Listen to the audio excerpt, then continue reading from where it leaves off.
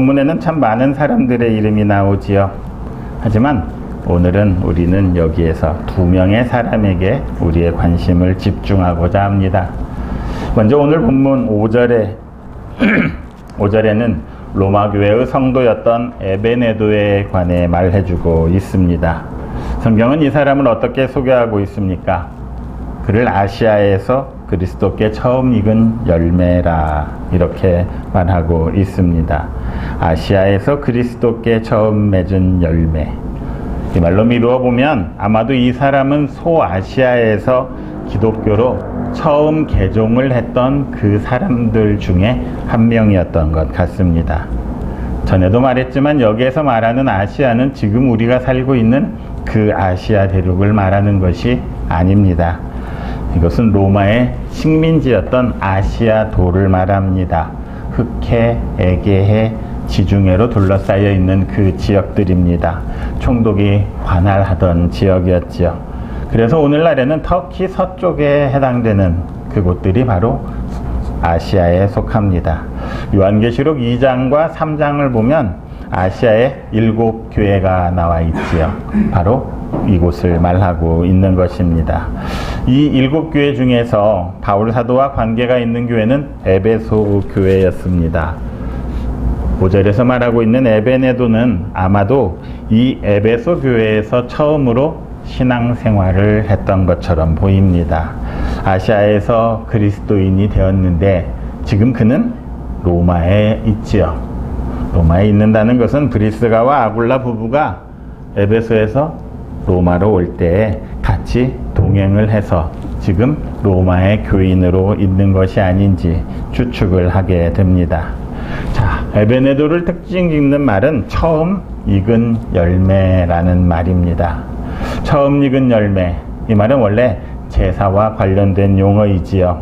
식물뿐 아니라 동물까지도 포함해서 어떤 종류든 간에 맨 처음에 난 소산, 곧 첫 열매를 뜻하는 것이 처음 열매라는 말입니다. 민수기 18장 12절 말씀 같이 한번 보겠습니다. 그들이 여호와께 드리는 첫 제일 좋은 기름과 제일 좋은 포도주와 곡식을 내게 주었은즉.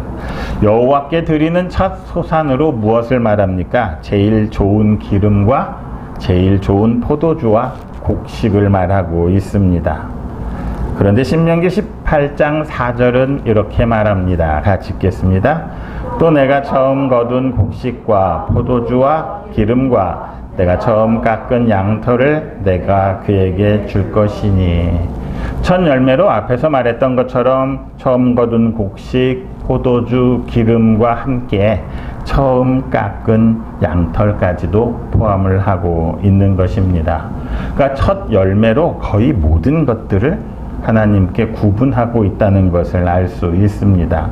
첫 열매는 세속적인 것으로 사용하기 전에, 우리가 사용하기 전에 하나님께 바쳐지는 특별히 구분된 것이라 이렇게 말하는 것입니다. 우리가 거룩이라는 말들을 많이 쓰시죠. 거룩이라는 말은 이렇게 하나님을 위해서 특별히 구분되어진 것, 그것을 거룩한 것이라 말하고 있습니다. 나의 삶이 하나님을 위해서 특별히 구분되었을 때 나의 삶은 거룩해지는 것이지요. 우리 교회가 거룩해지기 위해서는 우리 교회가 하나님을 향해서 특별히 구분되어져야 하는 것입니다. 거룩한 척해서 거룩해지는 것이 아니라 특별히 우리가 하나님을 생각하고 구별할 수 있어야 한다는 것입니다. 바울은 이 첫 열매라는 말을 아주 상징적으로 사용을 하고 있습니다. 아시아에서 첫 번째 개종자, 그를 에베네도를 첫 열매라고 규정하면서 그를 하나님께서 따로 구별한 거룩한 사람이라, 그를 하나님께서 귀하게 여기신다, 이렇게 말하고 있는 것입니다.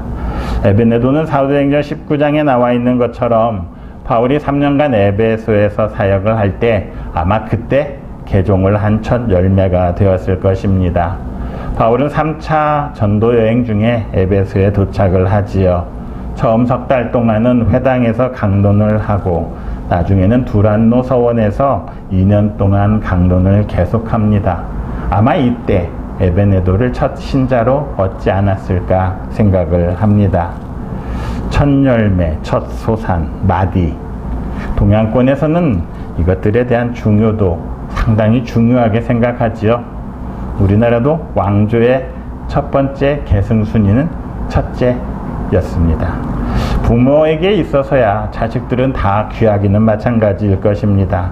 그런데 아마도 마디 첫째는 처음 열매를 맺은 것, 그리고 처음 얻은 태의 열매이기 때문에 아마도 사람들이 거기에 더 가치를 두고 귀중하게 여기는 것 같습니다. 바울에게 있어서 에베네도가 그런 첫 열매였던 것이지요. 아무도 없던 상황에서 갑자기 하나라는 것이 생겼다는 것이지요. 그러니까 바울은 에베네도에 대해서 특별한 애정을 가지고 있었음에 분명합니다. 자, 그런데 바울은 첫 열매라고 해서 중요하게 여긴 것이 아니라 분명히 에베네도를 소개할 때 처음 열매, 첫 열매가 아니라 처음 익은 열매라 그렇게 소개하고 있음을 우리가 보아야 합니다.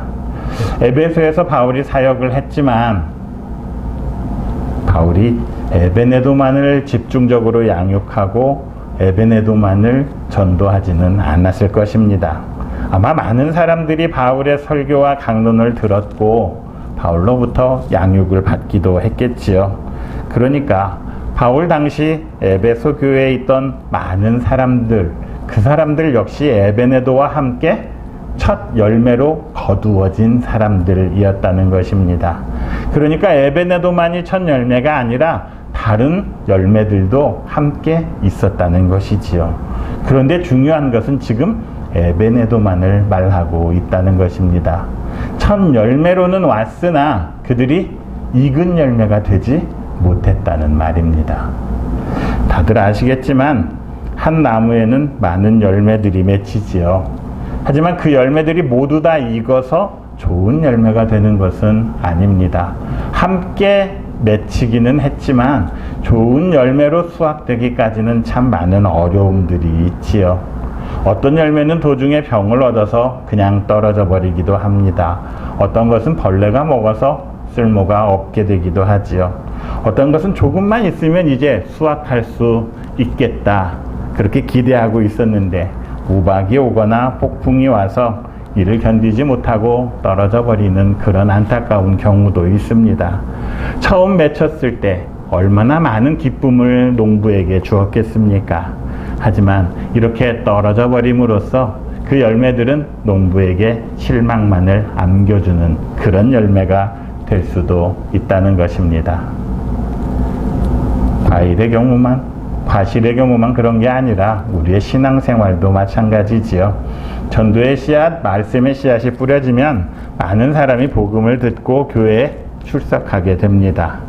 그래서 이제 그들도 하나님께 바쳐지고 믿음의 열매로 자라나게 되는 것이지요. 하지만 그들 모두가 하나님께 익은 열매가 되는 것은 아닙니다. 참된 그리스도인이 되는 것은 아니라는 것이지요. 그 중에 일부는 신앙의 성숙을 위한 노력을 게을리한 나머지 제대로 읽지도 못한 채 신앙의 길에서 떨어져 가고 맙니다. 또 일부는 신앙생활을 지속하기는 하지만 세상의 유혹으로부터 넘어가서 세상 사람들과 조금도 다르지 않은 그런 삶을 살기도 한 것입니다. 이런 사람들은 마치 벌레 먹은 과일이라 할 수 있겠지요. 다른 것들이 와서 그 과일을 차지해버린 것입니다. 결국 마지막에는 어쩌면 쓸모없는 자로 남게 될지도 모를 것입니다. 여러분의 신앙생활을 한번 돌아보십시오. 처음에 같이 시작했던 많은 열매들이 있었을 것입니다. 하지만 해가 갈수록 나이를 먹어갈수록 그 열매들이 점점 사라져가고 떨어져감을 알 수가 있습니다. 우리들이 복음의 씨앗을 받아들여서 그리스도를 만나게 되고 신앙의 열매를 맺게 되는 것 참 큰 은혜이고 복된 일임에 틀림이 없습니다. 그런데 어떤 사람들은 그냥 거기에서 멈춰버리는 경우가 있는 것이지요. 정말 제대로 된 그리스도인이라면 거기에 만족해서는 안 되는 것이지요. 신앙의 열매를 맺는다 할지라도 정말 익은 열매가 되지 않는다면 그것은 아무런 소용이 없기 때문입니다. 처음에는 신앙의 열매로 맺혀진 그것 물론 중요한 일이지만 그것을 잘 유지하지 못함으로써 잘 성숙되고 익지 못한다면 이게 얼마나 안타까운 일이겠습니까? 그래서 복음으로 신앙의 열매를 맺은 우리는 마지막 때에 그리스도께 익은 열매로 나타나야 합니다. 그것이 우리에게도 복이겠지만 예수 그리스도께는 그것이 큰 기쁨이 되지 않겠습니까?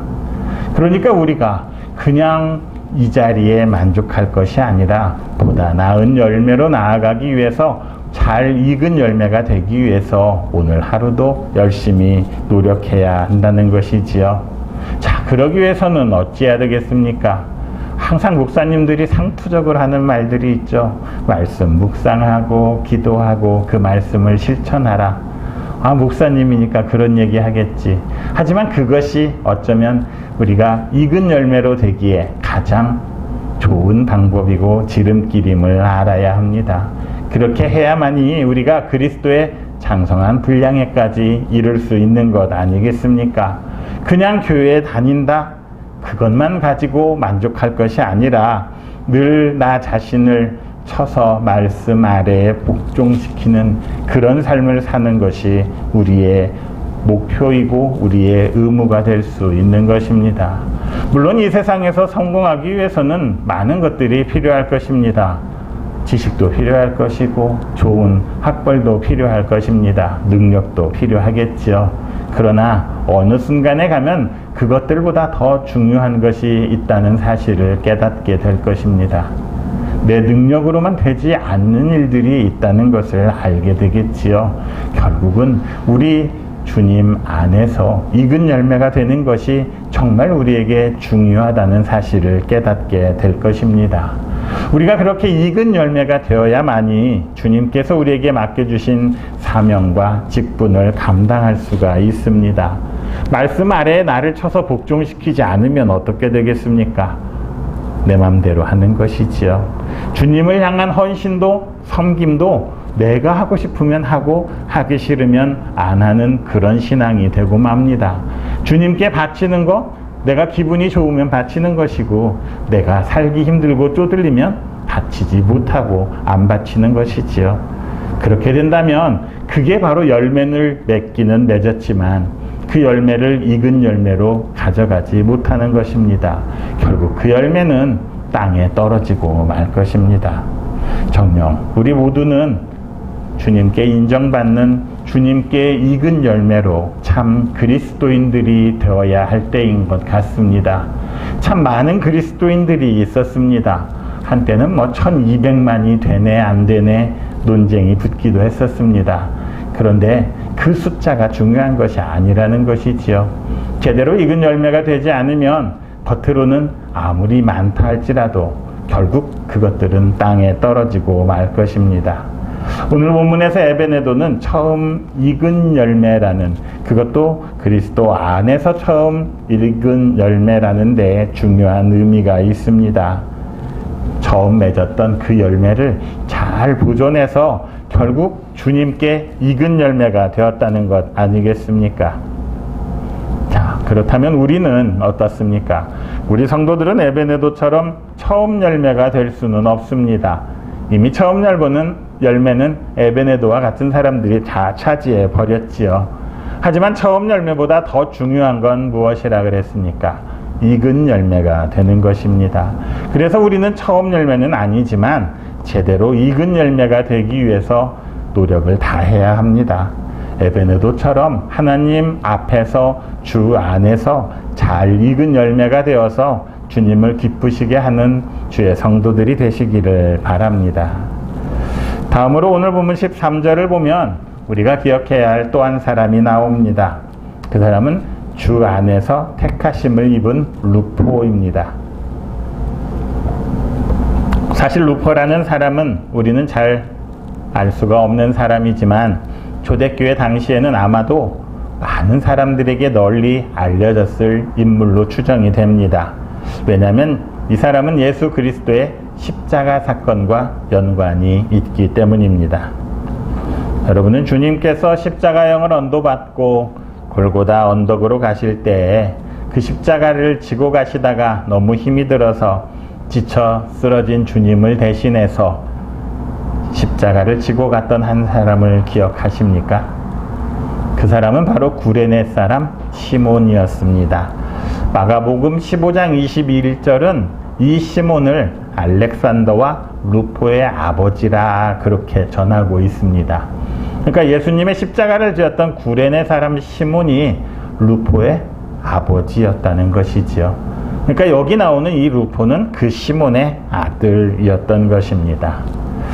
예수님이 지고 가던 그 무거운 십자가를 등에 지고 골고다 언덕까지 올라갔던 시몬, 그 사람은 이후에 성경에서 나타나지 않습니다. 자취를 감춰버렸지요.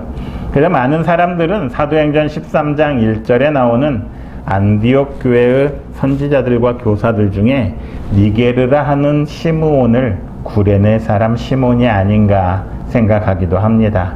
자, 그렇다면 그는 예수 그리스도의 십자가를 대신 지고 간 그 사건이 계기가 되어서 위대한 신앙의 인물로 거듭났다고 볼 수가 있을 것입니다. 자, 그런데 사도행전 13장 1절에 나오는 그 시므온이 구레네 사람 시몬이 아니라 할지라도 오늘 로마서 본문을 내용을 미루어 보면 시몬은 십자가 사건 이후에 아마도 주님을 향한 사랑과 믿음을 갖게 되었던 것 같습니다. 그리고 그런 그의 신앙이 씨앗이 되어서 그의 가정이 믿음의 가정으로 성장했음을 알 수가 있지요. 루포 역시 주 안에서 택하심을 입었다, 그렇게 바울이 설명하고 있는 것입니다. 바울은 루포의 어머니를, 다시 말해서 십자가를 대신 졌던 시므온의 아내를 자신의 어머니, 나의 어머니라 말하고 있지요. 여인의 이름은 밝혀지지 않았습니다. 그런데 바울은 자신의 친어머니가 아니라 루포의 어머니를 내 어머니라 이렇게 말하고 있는 것입니다. 내가 누군가를 나의 어머니라고 말하기 쉽지 않은 일이지요. 바울 사도에 관한 연구로 유명한 신학자로 부르스라는 사람이 있습니다. 이 사람에 의하면 바울이 안디옥에서 사역을 할 때 아마 그 시몬의 집에 머물렀던 것으로 말해지고 있습니다. 그때 시몬의 아내이자 루포의 어머니인 이 여인이 바울을 그리스도 안에서 사랑으로 그리고 친자식처럼 돌보아 주었기 때문에 바울 사도는 그녀를 내 어머니라 부르게 되었다, 이렇게 전해지고 있습니다. 어찌 되었건 우리는 시몬과 루포의 삶 그리고 그 어머니의 삶을 통해서 그리스도인들의 가정이 어찌해야 할지를 볼 수 있게 됩니다. 그리스도 안에서 가족 공동체는 혈연에 매이지 않고 혈연을 초월하는 새로운 가족 공동체입니다. 그래서 바울은 루포의 어머니가 내 어머니라 이렇게 말할 수 있었던 것이지요. 교회 안에서는 고전적으로 성도들을 부를 때 형제, 자매라 부르지요. 그것은 그리스도 안에서 한 가족이 되었다는 의미입니다. 자, 우리는 피를 나누지 않았는데 어떻게 해서 한 가족이 되었습니까? 어떻게 형제, 자매가 되었습니까? 바로 그리스도의 보혈에 그 이유가 있지요. 우리가 성찬을 통해서 잔을 받음으로써 주님의 피가 내 안에 흐르게 됩니다.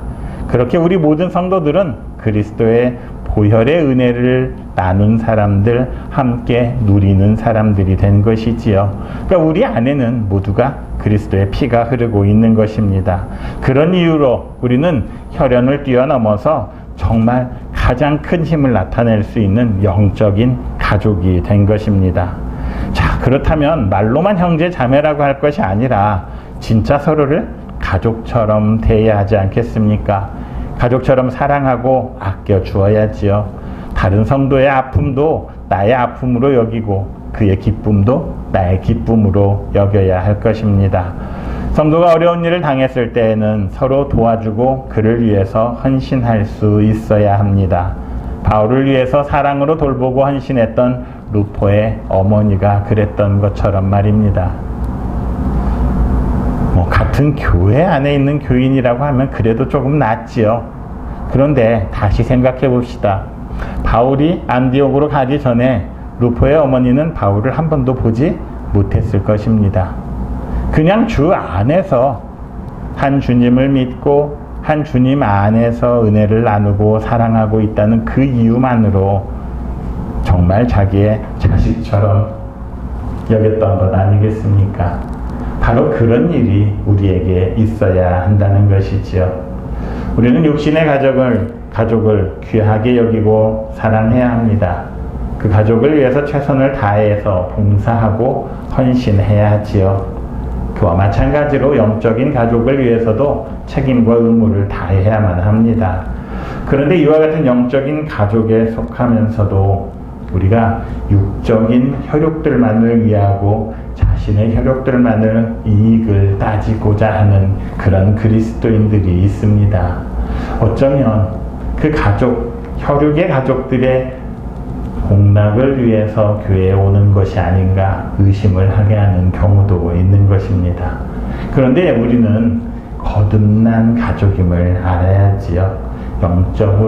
영적인 하나님 앞에서 하나님의 자녀가 되었음을 잊지 말아야 합니다. 그러기에 우리의 육적인 가족보다는 영적인 하나님을 기쁘시게 하는 그런 가족들이 되어야 할 것입니다. 우리가 가지는 생각 중에 가족이라 하면 옳고 그르건 간에 잘했든지 잘못했든지 간에 내 가족이기에 무조건 내 편을 들어줘야 한다, 이렇게 생각하기가 쉽습니다. 실제로 지금까지 많은 가족들이 그래야만 한다고 생각을 했지요. 가족들이 잘못했어도 내 가족이니까, 내 자녀이니까, 내 형제이니까 그냥 무작정 편을 들었던 일들이 있습니다. 자, 그런데 이제 예수 그리스도를 믿게 된 이상, 예수 그리스도 안에서 새로운 형제 자매가 된 이상 우리는 그런 생활들에 다시 한번 생각을 해봐야 합니다. 정말 묻지도 따지지도 않고 우리가 남인가 하면서 무조건 따라주어야만 합니까? 정말 그 일이 옳은 일입니까?